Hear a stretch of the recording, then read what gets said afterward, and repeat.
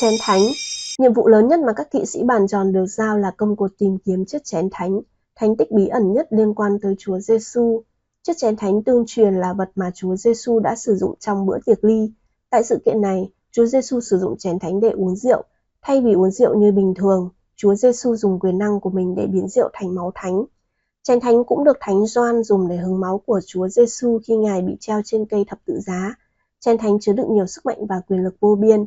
Ai sở hữu chén thánh đều có khả năng xuất chúng vượt bậc, biết trước được tương lai cùng khả năng chữa trị mọi loại vết thương. Trong thần thoại Celtic, chén thánh chính là một chiếc vạc, dụng cụ nấu ăn chính của người Celt thời tiền La Mã, sau đó gắn liền với thức ăn và sức mạnh của ban sự sống. Thần thoại Celtic có rất nhiều vạc, nổi tiếng nhất trong số đó là chiếc vạc của nữ thần Cerridwen. Chi tiết xem trong video chiếc vạc pháp thuật trong thần thoại Celtic. Chiếc vạc có thể được xem là tiền thân của chén thánh, được mô tả có thể cung cấp thức ăn cho tất cả mọi người, thậm chí hồi sinh người chết. Đây là một trong 4 bảo vật của thần tộc Danann. Nhưng khi Thiên Chúa giáo ảnh hưởng, chén thánh đã trở thành một thánh tích gắn liền với Chúa Giêsu, được rất nhiều người tìm kiếm, trong đó có các kỵ sĩ của vua Arthur. Câu chuyện bắt đầu khi kỵ sĩ bàn tròn có một hiệp sĩ gia nhập có tên là Galahad, được coi là con trai của Lancelot. Trong một cuộc họp, hình ảnh chén thánh xuất hiện lơ lửng trên bàn tròn. Đó là một dấu hiệu báo rằng đã đến lúc vua Arthur và các hiệp sĩ của mình phải đi tìm chén thánh. Nhiều hiệp sĩ của vua Arthur đã tìm kiếm chén thánh, nhưng hầu hết đều trở về trong tình trạng bị thương nặng hoặc đã chết. Sau đó 3 hiệp sĩ đã lên đường tìm kiếm nó, là hiệp sĩ thánh thiện Sir Galahad, Sir Percival giản dị và Sir Bors khẳng khái. Tuy nhiên dù đã tìm được chén thánh và mang nó về thành phố linh thiêng Sarras ở Trung Đông để thực hiện ý muốn của Chúa, nhưng khi về đến nơi này, một luồng sáng lớn xuất hiện trên bầu trời và chén thánh đã được đưa lên thiên đường, mãi mãi ngoài tầm với của con người. Trong số 3 hiệp sĩ cưỡi ngựa đi tìm chén thánh, chỉ có ngài Bors trở về để kể lại những gì đã xảy ra. Vì ngài Percival đã xúc động trước tất cả những gì ông đã thấy, nên đã chọn sống những ngày còn lại của mình như một ẩn sĩ trong những khu rừng bên ngoài Sarras. Còn ngài Galahad, sau khi nhìn thấy viễn cảnh về chén thánh đã chết ngay sau đó, vì ông đã từ bỏ cuộc sống của mình để có thể giữ được sự trong sạch. Có người nói rằng Galahad là người tìm ra chén thánh và sau đó trở thành một vị thần ở thiên đường.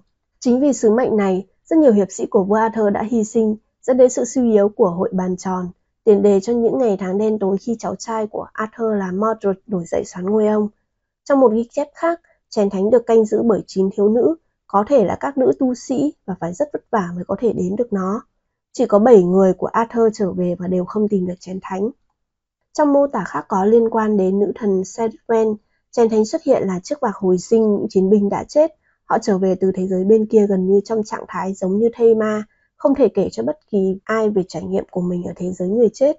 Nhóm chiến binh đi tìm chiếc vạc, nhưng nó đã bị phá hủy trong một cuộc chiến và cũng chỉ có 7 người đàn ông sống sót. Có vẻ đây là ý tưởng về viên đá phục sinh, một trong 3 bảo bối tử thần xuất hiện trong truyện Harry Potter. Câu chuyện về chén thánh gắn liền với hiệp sĩ dòng đền. Chén thánh được nhắc đến như một viên đá rơi từ thiên đường và được sử dụng làm nơi ẩn náu của các thiên thần trung lập trong trận chiến giữa tổng lãnh thiên thần Michael và Lucifer, khá giống với hòn đá triết gia của thuật giả kim, một chất kỳ diệu được cho là có thể biến kim loại thành vàng và ban sự bất tử cho người tìm ra nó. Câu chuyện này cũng cho chúng ta một bức tranh chi tiết về ngôi đền chén thánh, một lâu đài cất giữ chén thánh, thường được bao quanh bởi rừng hoặc biển, chỉ có thể tiếp cận bằng một cây cầu hẹp. Chén thánh còn gắn liền với Thánh Teresa thành Avila, là vị thánh bảo trợ của các nhà văn. Kiệt tác huyền bí của bà là The Interior Castle, là lâu đài nội tâm.